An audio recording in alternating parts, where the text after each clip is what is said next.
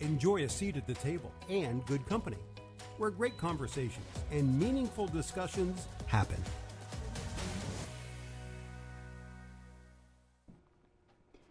Welcome to And Good Company. I'm Sarah Fiedelholtz.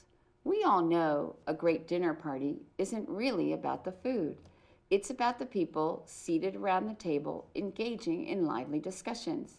And Good Company gives you a seat at the table to enjoy smart and interesting conversations as they happen.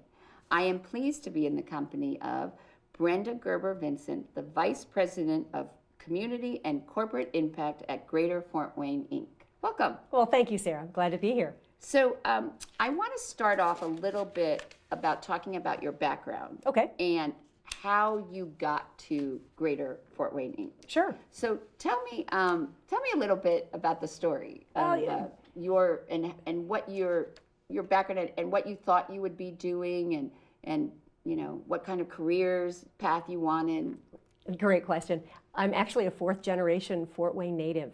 And in high school, I was really embarrassed by that. I was like, no, I just wanted to be anywhere but here.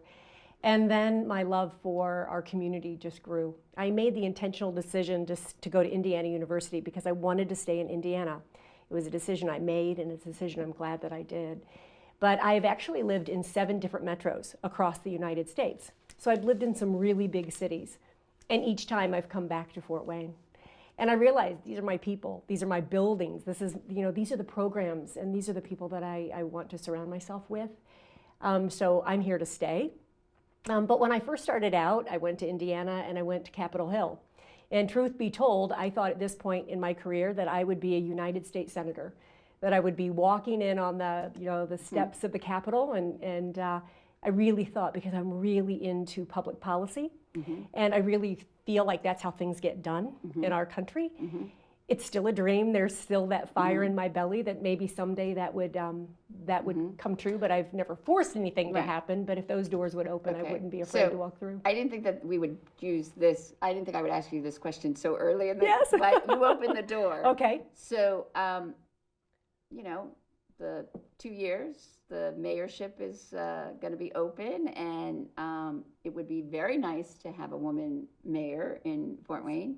Is it something that you would consider as the stepping stone to the... Oh, you know what? It's always something that I would consider.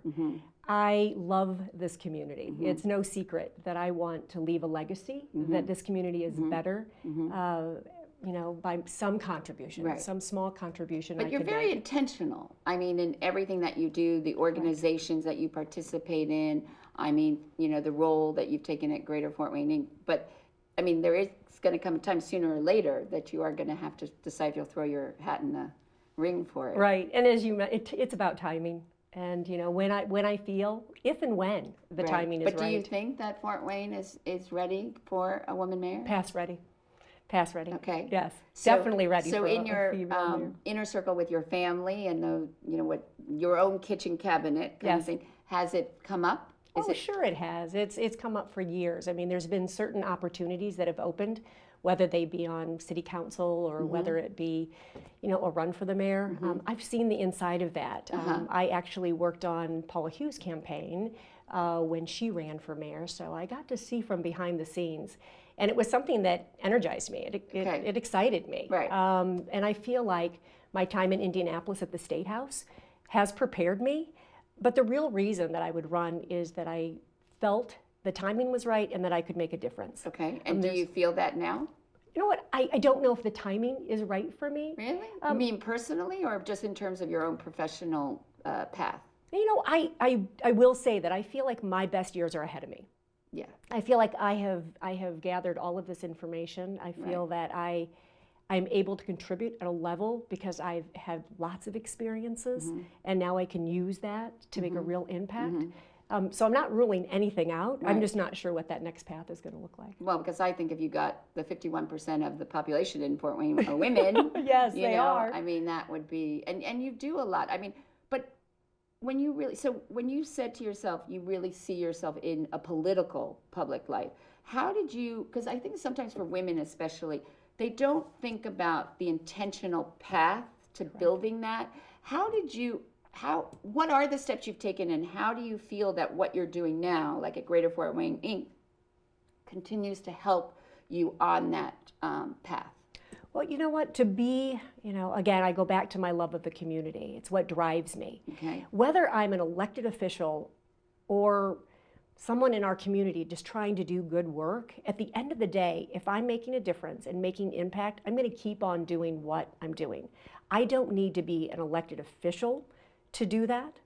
And I definitely think that I can influence what I say from the back seat. Right. That you can have great influence and get a lot done from wherever you sit. Okay. But I know that the work that I'm doing now is preparing our community for generations to come, whether it be my work through United Front, whether it's economic development, whether it's creating leaders through Leadership Fort Wayne, whether it's connecting corporate leaders with entrepreneurs. I mean, all of the things that I do are very intentional to set up our region for success, again, for years and years down the road. What is it that you like so much about Fort Wayne? It just runs in my blood, and I think a lot of people will say that. I think there's a magnet that actually sits under our city because people are drawn. Obviously, they're drawn. The #1 fastest growing metro in a 5-state region. People are drawn to Fort Wayne, Indiana. And I always say it is definitely not the oceans and the mountains, right? Right. It's the people.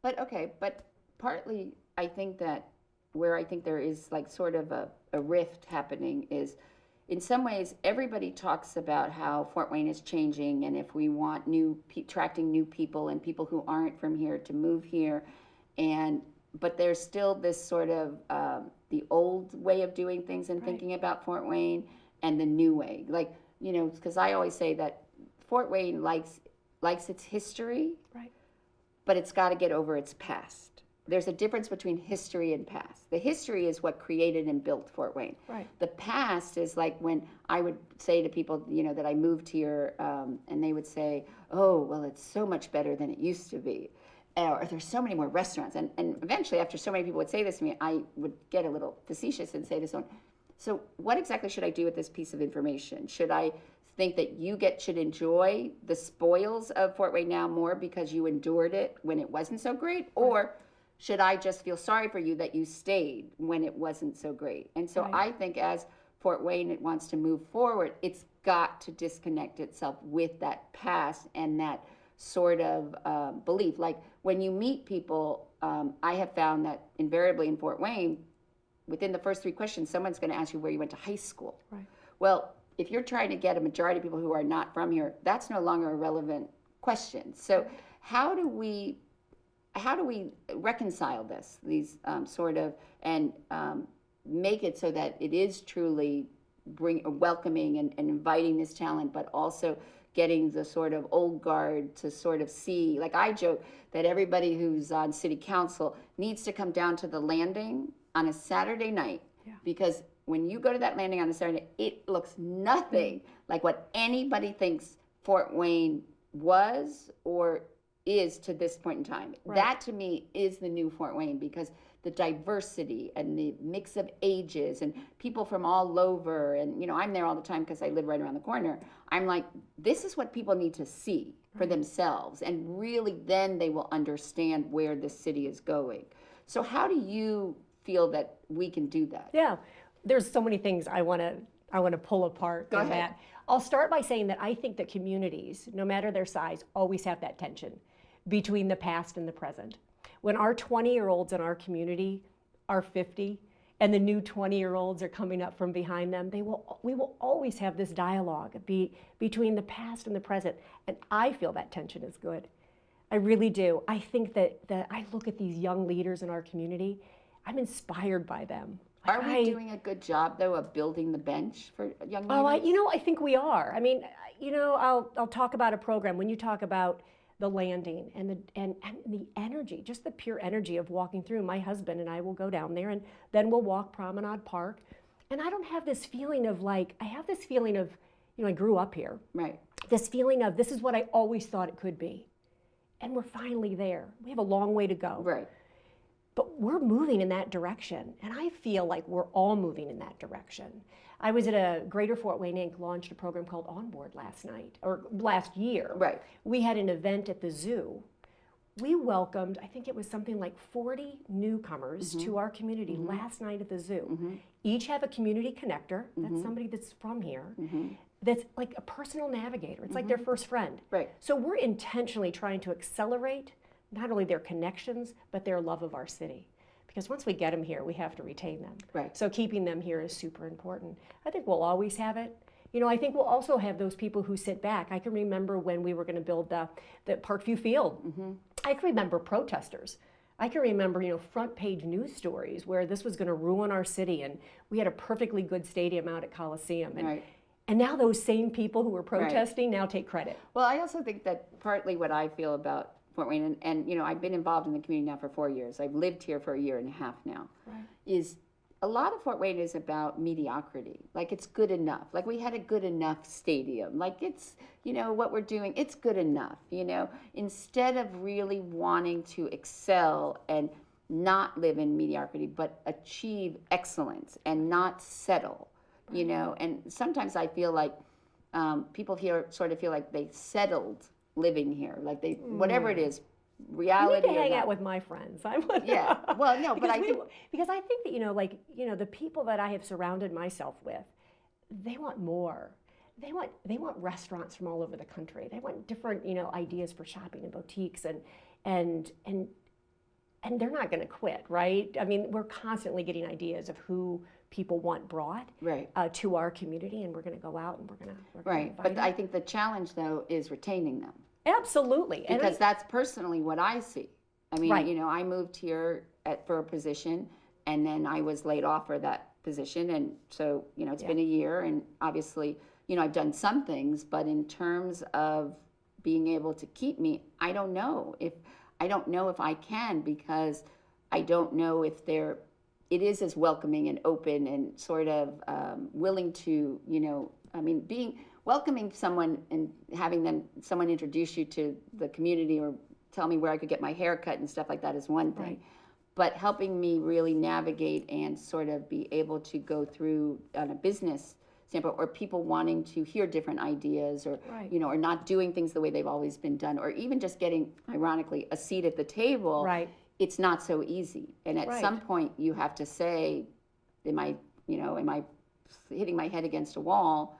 Is it really worth it? Where I could go, you know, personally, the struggle, because, I mean, I've been very successful in major cities.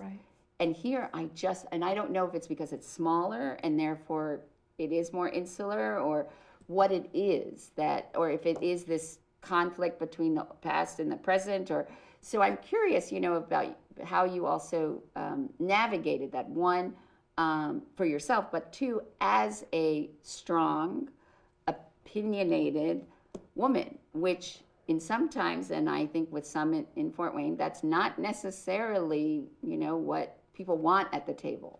So I'm curious of how you feel about some of these things that I'm sort of pointing out or feeling. Yeah, no, you know, I wasn't actually listening to respond to you. I was actually listening to learn, because listening to you say, here we are, we have this really smart, you know, driven woman in our community wanting to make a difference. And when I hear you say, I don't necessarily feel like I can make it here, we have to figure out what that looks like to keep you here. I don't have all the answers. No, I mean, neither do I. Yeah, I mean, but we have to look at that. Like, I don't really have like this packaged response. And I wasn't really looking to respond to that, other than to listen and to say we can do better. Like, we have to do better. But I'm wondering if you feel the same thing that sometimes I feel. And I felt it not only here, but this idea of smart, go-getter, opinionated women, okay, who are doers.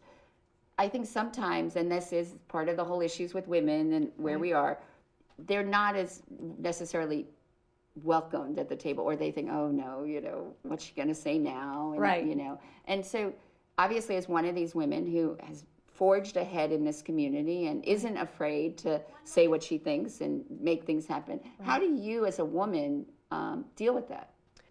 I think this is a great time for women. I think that a woman or a leader, I will say of my age, I can remember when I first got out of school, and I wasn't even, like, I was invited to the meeting, but I was seated in a chair along the wall, not even at the table. Right. And every time I would be asked, like, will you take the minutes? And I'm like, no, like, I take horrible minutes. Like, Bill is great. His penmanship is even better than mine is. But I can remember never feeling like I wasn't either smart enough or capable enough to be at the table. I always felt like I deserved to be at the table.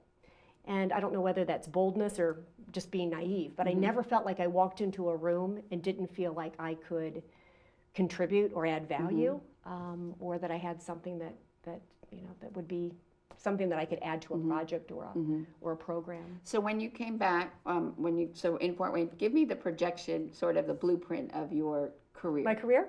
So I graduated from Indiana University, and I went to Capitol Hill. I worked for then Congressman, he was a junior congressman, Dan Coates.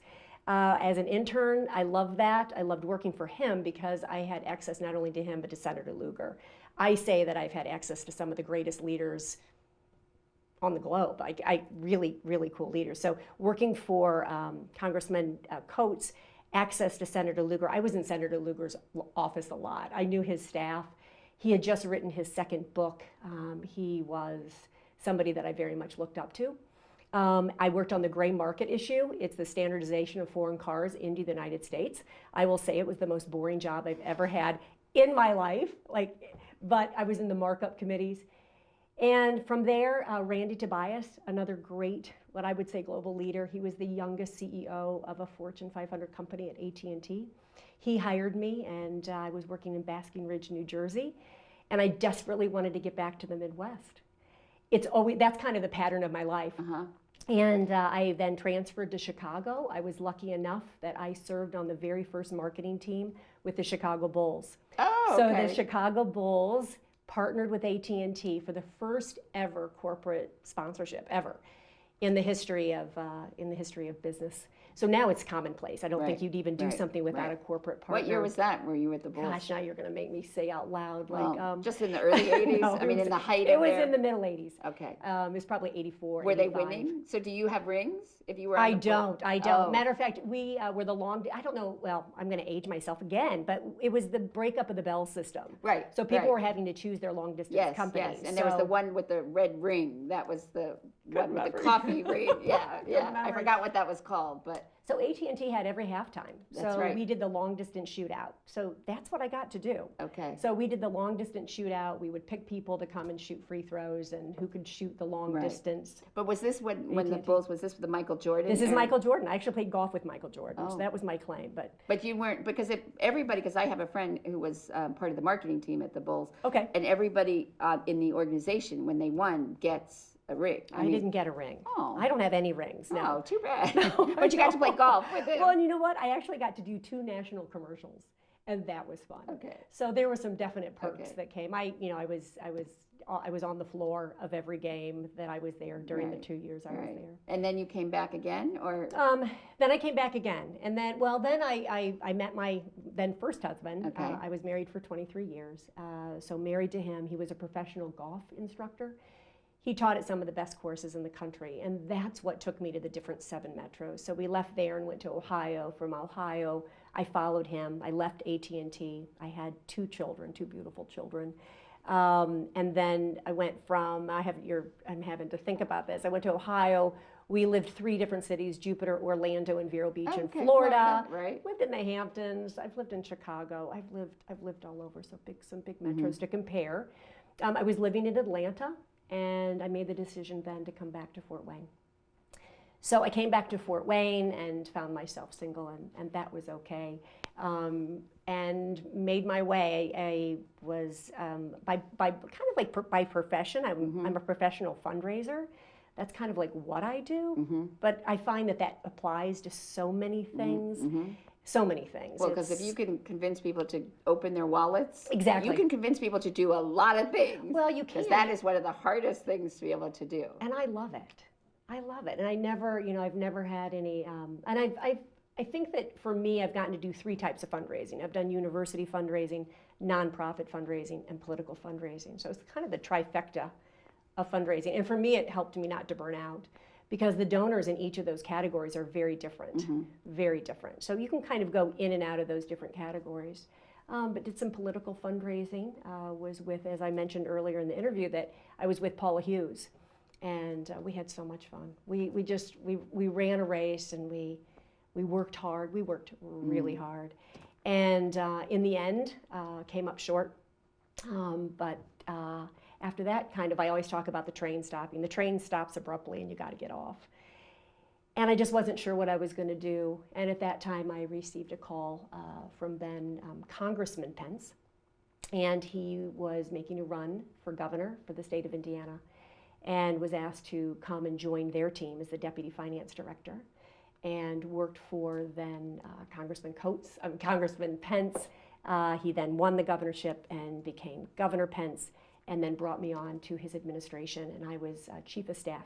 Oh, wow. To First Lady Karen Pence. Wow. So I served in the administration and learned a lot, and really it was fun to be at the State House and living in Indianapolis, but knew that I wanted to come back to Fort Wayne. You didn't want to, necessarily when you saw the trajectory that he was on, you didn't want to ride that train? I didn't. I wanted to come home. I wanted to come back to Fort Wayne. Matter of fact, when the election was over, I was coming back to Fort Wayne, and when they asked me to serve in the administration as chief of staff, that was something that I felt like it was an honor to be even considered, and then asked. Took the job, and then stayed down there, and then came back to Fort Wayne. But the First Lady kept me on a foundation that she had formed, so I was part of the foundation, still very much involved. And what foundation was that? The First Lady's Foundation. Okay. And she raised money for nonprofits across the state. And what she wanted to do was just shine a light on the different nonprofits and the great work they were doing across all 92 counties. And she gave either $500 scholarships or $1,000 scholarships. It was just a way that she could use her platform in a very public way. So she was a terrific First Lady. And then, of our state. And then you got to, is that how you got to Greater Fort Wayne Inc. or no? No, I came back. Okay. I came back. I took a job in the social service industry. So I was an officer, development officer. And then from there made the decision that I would go to Greater Fort Wayne Inc. And I have not looked back. And so it's been what, 3? I've been there 2.5 years. 2.5 years, yeah. It's by far the most fun I've ever had in a job. It feels purposeful, it feels exciting, it feels results driven, and it feels like we're making a difference. And matter of fact, I was sitting at the zoo yesterday watching monkeys and thinking, this is part of my job, that Right. I was welcoming all these newcomers. Well, you can learn a lot about from monkeys. So. Yeah, just learning all kinds of new things, and then really listening to our newcomers last night. What is important to you? What can we do to help you accelerate your connection here, especially in the disabilities community? You know, if a family moves here and has a child, or they themselves have a disability, regardless of what it is, we can help accelerate those connections right out of the gate. Instead of having a family move here and really trying to navigate all the resources, we can actually connect them right out of the gate. And with that group that you had last night, Yeah. what was the impetus for the majority of them to move here? And what did they say were some of the things that they felt that they would like to see or need from the community? Sure. Well, you know, we had Martez who came here with Purdue Fort Wayne, the new diversity officer there. We have Dr. Walker. Dr. Crystal Walker was there last evening, and she's here from California, and she was brought by a job with Sweetwater. So thank you, Those are the Chuck. Those are the two new diversity and inclusivity officers, right? Correct. That they both have. Well, for Sweetwater, it's the very first time that they've had one. Right. For Purdue, did they have that position? See, no, I don't they know didn't. the They created it similar to Indiana Tech. They created that position too. Okay. Yeah. So terrific. I mean, so Right. Thank you, Purdue Fort Wayne. Right. Thank you, Sweetwater and Chuck, for bringing these great leaders from around the country who are bringing best practices Right. to our community. And there's a woman named Sarah, and she's here with a job from the league. There were people from New York, Wisconsin.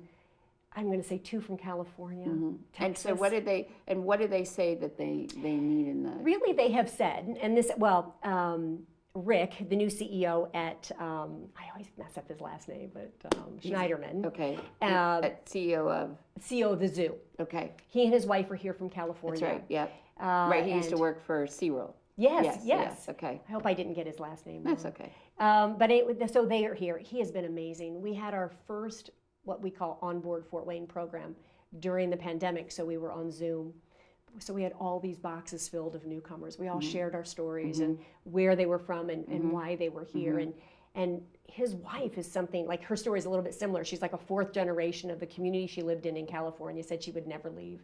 This opportunity came, and Rick and his wife, and I talked to Rick last night for a while at the zoo, and he just said, we've been overwhelmed by the kindness that people have shown us by living in this community. We feel a connection that in some ways we haven't felt, like even in our own communities. I mean, Rick is just, he's embraced what we do here. And his wife, I mean, to see them both last night, and they have friends, and they're 6 months out of the gate. Right. You know, I envisioned, and he said that you know, that this doesn't happen in other communities. We were talking about, you know, when you move to other communities, you kind of just have to find your own way. And I think here we've created a path for success. You know, fingers crossed. We can you know, make sure that this is an environment, like you kind of pointed out before, that they can find their lane to succeed, right, no matter what lane it is, no matter what they want to contribute, that there's a place for them to do that. And do you think that, because one of the things that they have to look at is if you recruit somebody for a job here, if their significant other or spouse does not feel acclimated or within 4 to 6 months, they will not stay. So it's not just for the person who can move for the position, but that significant other or spouse that we have to pay attention to. Absolutely, and we're being very intentional about it. We actually call them the better half. And the better half is the person, and oftentimes they, like you said, they give up a job to move here. So what we've done is we've set up a resume portal.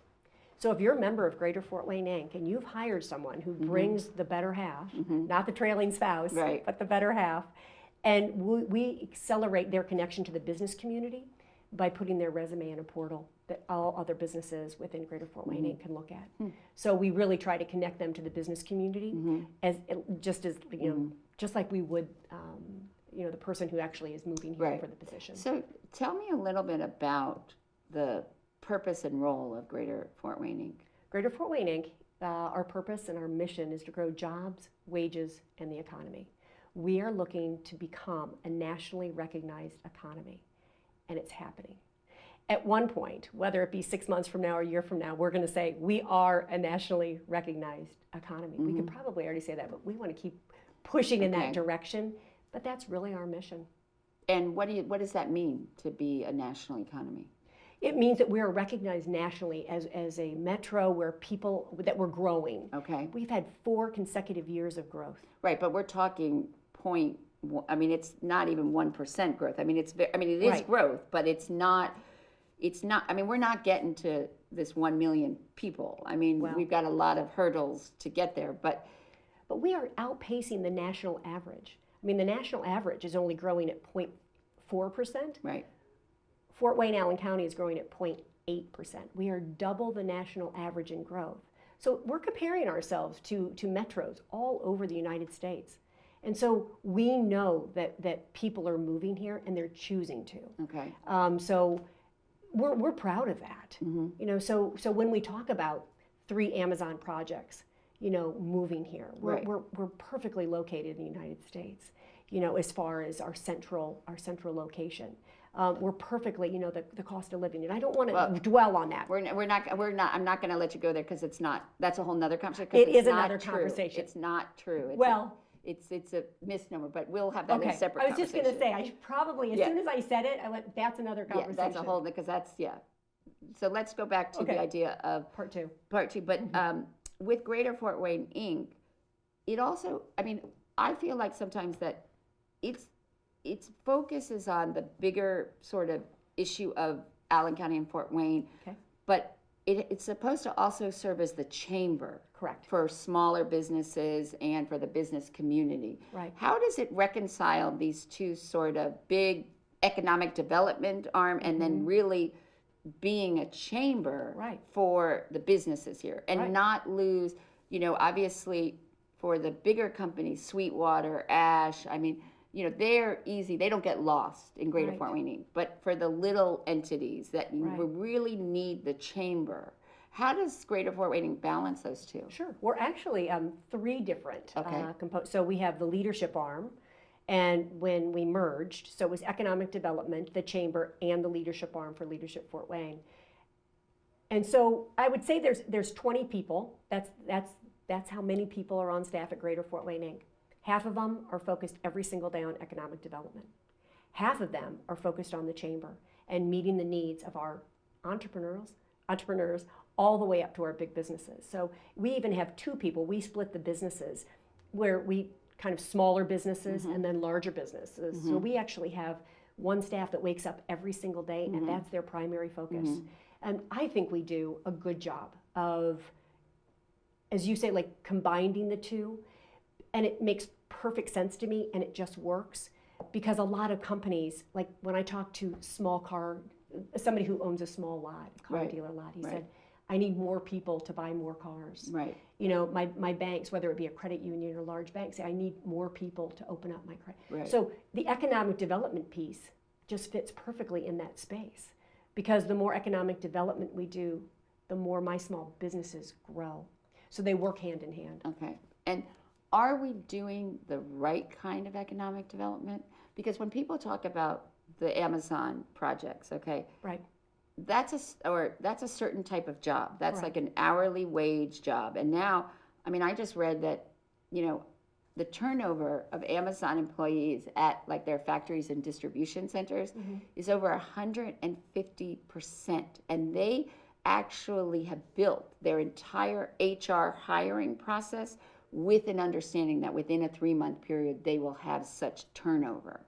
So I wonder, as much as we talk about, but those are hourly wage jobs. I mean, is that the right type of economic development that we should be doing? Isn't it that we should be looking at bringing in more higher paying jobs and then also for the economic, don't we have to also then worry about what percentage of our population has a bachelor's degree and All of that. so And we're looking at that mix where, the focus and the priority will always be bringing in high paying jobs. That's Right. what we want. right.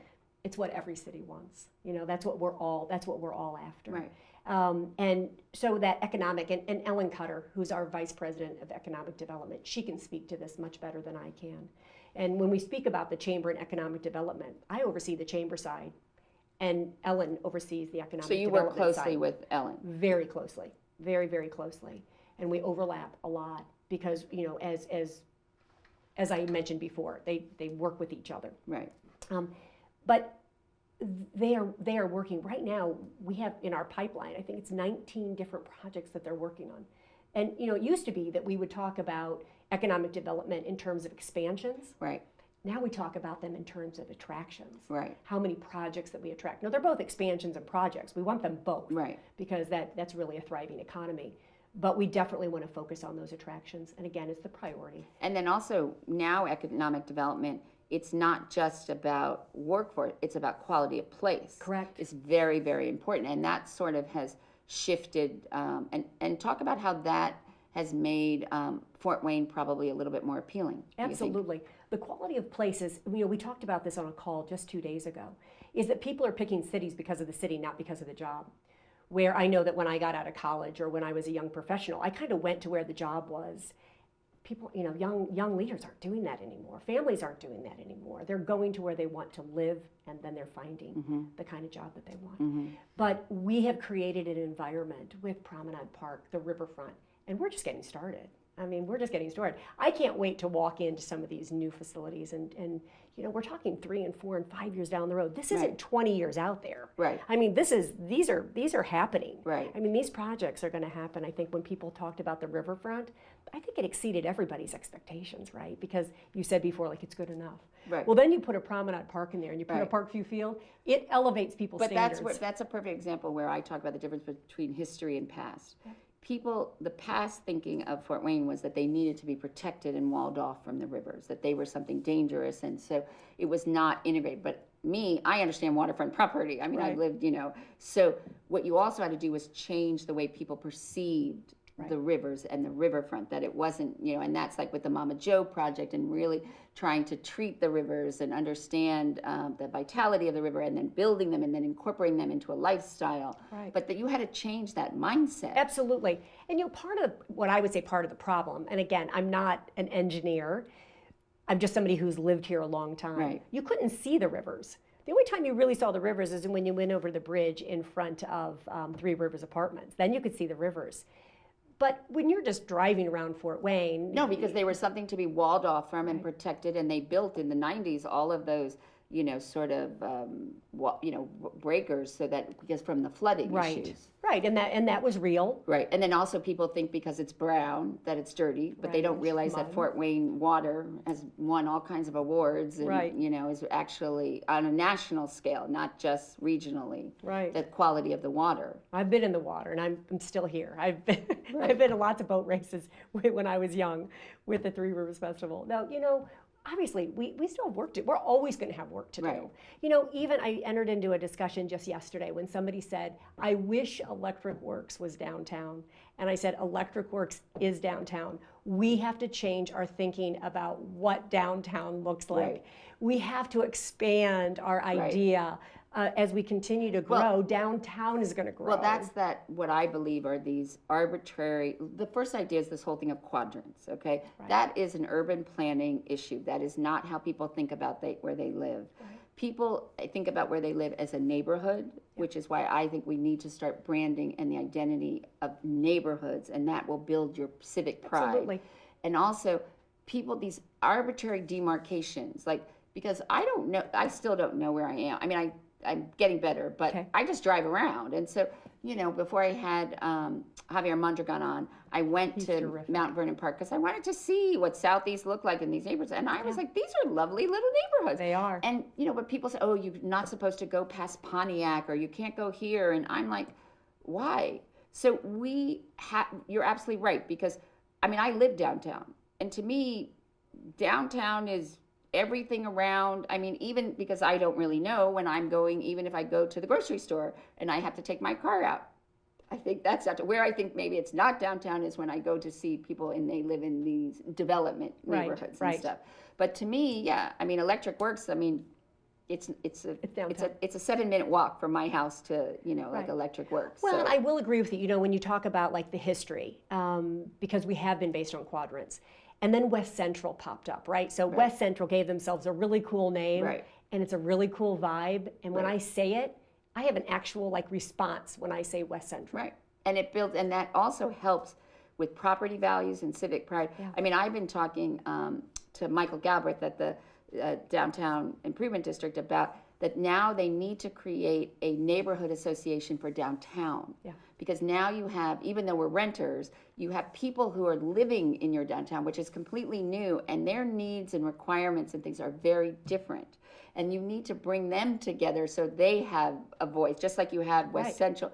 And that would help bring, downtown, because one of the things that's got to happen downtown is we've got to get more where people can buy. It cannot just be everything we're building is rentals. Right. And there's got to be, but the other thing that nobody looks at when you think about downtown, so you talk about newcomers, okay? So my apartment building has 72 apartments. Okay. 3 of the apartments are empty nesters. So those are people who sold their homes and wanted to experience downtown. Mm-hmm. 69 of the apartments, nobody is from Fort Wayne. And that's a really cool thing. But it also shows that we're not thinking that way. That how do we reach them? How do we engage with them? How do we, and they're all from all over, and they've come for all different reasons. And but the other thing you have to look at though is nobody from Fort Wayne would move into my building because when they see the rent, they're like, it's more than double what the average rent is in Fort Wayne. So the issue also becomes who can afford to live downtown. And that's also going to change this whole idea of cost of living. And because now you've got all these apartments coming online that are going to raise that average rent. So it's sort of like it's a blessing and a curse. Sure it is. But we have to really think about both of those. I mean, it's Absolutely. great that all these people are not from Fort Wayne, but I'd also say it's a little bit of a concern that none of them are, are actually who are from Fort Wayne, Right. that kind of thing. So Right. I'm wondering, how do we, just like you have to balance the work of the chamber with Greater Fort Wayne and the economic development, how do we balance these kinds of you don't want to become, with gentrification, you don't want to push out people, you don't want to have it that housing is too much more expensive than what people are making. I mean, how do you see the world, how do we balance all of this kind of? Well, there are people much smarter than me. And me, right? I'm just asking the question. No. And matter of fact, I was just at Barry Sturgis's office, and we were talking about the downtown inventory. That same thing. Apartments versus condos. And thank goodness there's people way smarter than me that are figuring out. Well, that because we need the combination. condos because we need the tax base. Absolutely. Yeah. I mean. But when I talked to somebody, it was this week, but said to me, "Man, I'm having trouble getting through downtown. It's so crowded." And I went like, "Yes." So just take a deep breath. That's what we're building. But it's not for, really right? crowded. I mean, like when people, when people say about parking in downtown, and so I'm like, they don't understand. It's also that they're used to. Sure. And we have to. But like I said, if you want to see the new Fort Wayne, go to the landing on this, and you'll see the vibrancy of the diversity and the mix of ages and genders and ethnicities, and that to me is so. If we want to continue moving forward, right? And I'll tell you one. Can I expand on that? Yeah. For the very first time, we have site selectors, so they come to our communities and they're looking for different sites. And it's probably been a month ago now, we had our first site selector ask about our community's diversity programs, and it just thrilled me. Now businesses are not only looking for the airport, education, utilities, roads, infrastructure. They're asking about... Because that's that quality of place. Exactly right. So talk about that in terms of the involvement with United Front. Yeah, well, I was invited, this goes back years. So my work on the United Front, the work actually started years and years ago. And it cut me off if I'm too long-winded. But when I was back in high school, I went to Snyder High School, and we went, speaking of high schools, but we were one of the very first high schools to have busing. So we had about 16 busloads of students, friends, that were bused in from the southeast side to Snyder every single day. And I was lucky because I lived during those years, and I have some very good friends to this day that came through that process. So what happened, though, is there was only one bus that went home, and that was at 2:45. One bus that took everybody home from Snyder after school. So if you wanted to be in the debate club, or the football team, or the cheerleading squad, you couldn't. Right. So here's what happened, and I was so aware of this at 16, 17, 18 years old, and most they had parents. If they had both parents, they both worked. They had one parent, maybe they had one car. Situation was different across the board. But I realized when I graduated from high school, I had a resume full because I could walk home. Mm-hmm. And if you compared my resume next to one of my friends' resumes, the typical person would look at that and think, lazy. Like they just didn't do anything in high school. No, the truth is the bus left at 2:45. Or they had to have an after-school job. And it was one of those things that impacted me greatly. Now I found myself giving lots of rides home after school, right? So I was in those after-school activities, and my car would be filled, and I would be taking people home. I understood the disparity then, and I understood that the system was built that way. Because I guarantee you that if we were bused to the southeast side to go to school, right. First of all, it wouldn't have happened. Well, I would disagree, because I was bused in Miami, Florida. Okay. So, and it was the same issue, because where geographically I couldn't stay after school because there was one bus that took me home. Yep. So it's not only, these issues are good not. to know. It happens, it's not just because of socioeconomic issues. A lot of that had to do with geographic, right? Issues. Yeah, but I just, but in my heart, right. That's what I held on to. Okay, so it wouldn't have been reversed, and had it been reversed, we would have found, there would have been several buses that would have left at 2:45 and at 4 and at 5 and at 6. Anyways. Or they would have made sure that the public bus system. I don't know. Yeah, I just felt right. and maybe I held that in my heart. Right. And it impacted me on a level that I got it. Okay. I really got it. And so fast forward life, I was invited out to, a lot happened during that time, but I was invited to the Aspen Institute, which is a global. That was recently, yeah. That was in February of 2019, long before George Floyd, the murder of George Floyd. So I say that because that was the delineation where people kind of got involved who wouldn't be involved or hadn't been involved.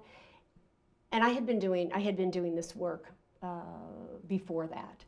And I was invited to this and to study race in America. Now, this is a global think tank. I was with people from all over the globe. I think I was the only person who maybe hadn't published a book, and I wasn't a professor at Harvard or Yale. And I questioned whether I belonged at the table. Like, was I smart enough? And so what I did is I went at a very intellectual level. But you were invited. Right? I was invited. So how did you get invited? I was invited by the executive director of the Global Institute, who I actually met right here in Fort Wayne, Indiana. So why this? I'm going to interrupt you a second. Sure. Because I think this plays on the point about women at Okay. the table. If you were invited to be at that table, and this executive director knew who else was going to be at that table, why would you even question no man would question himself if he was smart enough or good enough to be at that table. Yeah. Why is it, with everything you've accomplished and your success, why is it that you felt you still question that? Because at the very foundation of who I am white, I am conservative, I am from the Midwest, and a woman. And a woman. And I was invited to this table to talk about race in America. And again, like, those are the reasons I questioned it, because of those truths. But isn't that valid enough for you to? Well, what I'm trying to get at saying is the issue that this is what women question all the time, and then they feel like this imposter syndrome. And what I'm trying to say is, here is a woman who everybody would see is very successful. I mean, look, you worked with the former vice president. I mean, you're very savvy and you're very smart. And so my point is that when does it end for women? Well, and I love this. I love the direction of this conversation. This would be a fun topic just to dive into. I felt like it was worthy. I accepted the invitation. I was going, but I overcompensated. That's what I did, is because I didn't feel I had some question whether or not I could keep up intellectually. Mm-hmm. I went at it at a very intellectual level. I read 12 books, 12 books front to cover, and not just read them, but literally studied them. Right. I watched every documentary that even exists. I learned 400 years of history in about 4 months. I met with black leaders in our community. Now let's just see. All right, I'm gonna push you. What served you better? Your own personal experiences and stories, and being that white, Midwest woman, who had a sensibility of high school, or the person who read all these books and the academics. That's my point. So I get there, and I'm sitting at the table. You can imagine. I mean, here's we're sitting across from each other. You sit in a circle. That's the Aspen Institute way, and everyone has to participate. And you put your name tag on its side, and you get called on. And I was delayed, and I knew I was going to have to speak. Right. And I said in class, I said, I'm a little bit nervous. I was trying to be authentic because I wanted to be vulnerable. I wanted to approach this as if I didn't have all the answers, that I was there to learn. And it was a growth kind of participatory kind of attitude I was taking. And I said, I just don't want to say anything wrong. I'm worried that I'm going to say something wrong. And this woman across from me, who's now a friend of mine, she's a professor at Yale, she said, we don't really give a shit how you feel. And I realized at that moment, this wasn't about intellectual. This was about my heart. This had nothing to do with what I knew. Now, I will make a case that I think every person should understand the 400 years of history. Well, how we got here. That's the difference again. I mean, the theme here is past versus history. Yeah, I would challenge everyone to understand history. Right. So that served me well. When I got to the table, I understood. But I think that your skills of understanding policy and understanding your community, and then your empathy, that's far greater. I brought, and so, you question your value going in. But why? Men don't. Well, I wanted, because I think that I felt that this topic was so big. This topic was something that I not only wanted to contribute, but I wanted to learn. Mm-hmm. And I think that I left there and I realized, and I stayed up all one night, like literally. You did it all night, like you were like cramming. Well, no, I took notes because what I realized in that moment is that they didn't care what I thought. I mean, they didn't care what I had learned. They cared about who I was as a person. I added great value because I was a woman. I added great value because I was from the Midwest and I was conservative. Value because and I was a Christian. From an Ivy, right. I mean, really, that was the value that I brought to the table. Right. So I'm still learning. Right, I think that's what serves you well, truthfully. And I mean, I was pushing you on it because I have these issues about women, and it's like, you know, someone, you may not see it in yourself, but somebody invited you to the table. Correct. So own your seat. Right. But I do have these issues of why with women, and we can continue to talk about that. I would love to have a panel of women. I would love to talk about that. I really, because I have lots of issues about how with women, but I think that for you, in terms of your success, and you said something that you didn't even realize before we started, when I introduced you to Pastor Erdos, and we were talking about, and you said something about, I can't remember what it was, but what resonated to me was that you said, well, that's how my success. And what I realized was that you, first of all, you own your success and you recognize that you earn that. Yes. But you're also a person who's learning. Like you're always curious. You want to ask questions. You want to learn. You don't think you have the answers. Mm-hmm. And I think that's what sort of has helped you to be successful and will continue to help you be successful. Do you think that's a really, like, tell me what your I feel like I know myself really well. That's one thing I know. And I know that I'm very intentional about how I spend my time and who I spend my time with and what I spend my time doing. And you also get up very early. You're one of these Tim Cook people who believes you should get up at 4 o'clock in the morning. I remember because there was one night I emailed you at like, I couldn't sleep at 3 o'clock in the morning, and you responded, and I said, "What are you doing up?" Those are my favorite hours of the day. That's what you said, right? My very favorite hours of the day. But then I wanted to know. My next question was, "What time do you go to bed?" I go to bed early. I bet I'm in bed by 9 or 9:30. Right. And sometimes I'll watch TV and fall asleep, but most of the time it's early. But those are my hours. My very favorite hours are between 4 and 7. Those are my favorite hours of the day. And that's where you do whatever it is you're doing. It's my thinking, my devotions, my. I don't know. It's just those hours. I ride a bike in the morning, so even today I was dragging, and I was on that bike and in my pajamas. Right. So you do like. I didn't even put on my workout clothes. Oh, you did it in your pajamas. Wow. I jumped on the bike. Well, I was too tired to put on my workout clothes. Well, speaking of hours, this hour is almost up, believe it or not. So you're going to have to definitely come back, and we're going to come up with some other different panels and topics that we should cover here. But at the end of each And Good Company show, I ask guests the same 12 questions that French novelist Marcel Proust popularized in the Victorian parlor game. Okay. What is your favorite word?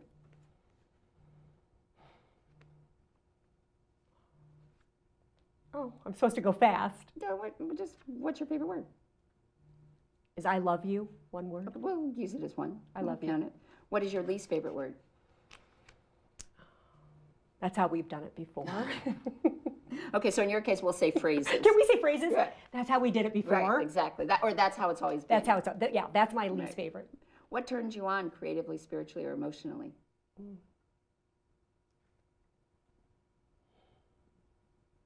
Gosh, there's so many different ways I could go there. I would say reading. What turns you off creatively, spiritually, or emotionally? Negative. People or energy. What sound or noise do you love?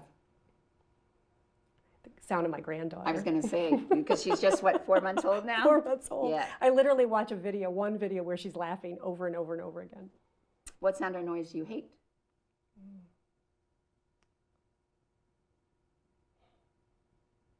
Gosh, that's a great question. Can we pass and come back? You can't pass. Oh, I can't pass. Didn't know that was a rule.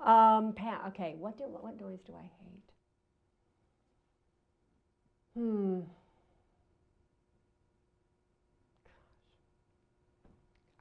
I don't know. Okay. I can't come up with an answer. All right. What profession other than your own would you like to attempt? I'll go back to United States Senator. Okay. What profession would you not like to do? Statistical analysis professor. I would feel sorry for my students. What do you consider your greatest achievement? my 2 children. Who, living or dead, would you most like to have a conversation with? My brother Chad. Is he still living? He is not. He died at the age of 29. Oh, wow. How would you like to die? So many different directions I can go here. With a sense of purpose. If heaven exists, what would you like to hear God say when you arrive at the pearly gates? Heaven does exist, and I want to hear good and faithful servant. Well done. Well done. Oh, that's going to make me cry. Well done. And I am very serious that we will have an offline conversation and plan out some more That'd be conversations. terrific. I would enjoy that. This went way too fast. Yeah, it goes very fast. But way too fast. But I love that we covered economic development, women's issues, United Front. I always say that women are not only multitaskers, but multi-talkers. Yeah. And so we have the ability to cover lots of different topics in a short period of time. Thank you for creating this platform. Oh, well, thank you. And you can learn more about And Good Company and all the other great conversations we have had at andgoodcompany.info. And we look forward to next week when you can again enjoy a seat at the table for great conversation and good company.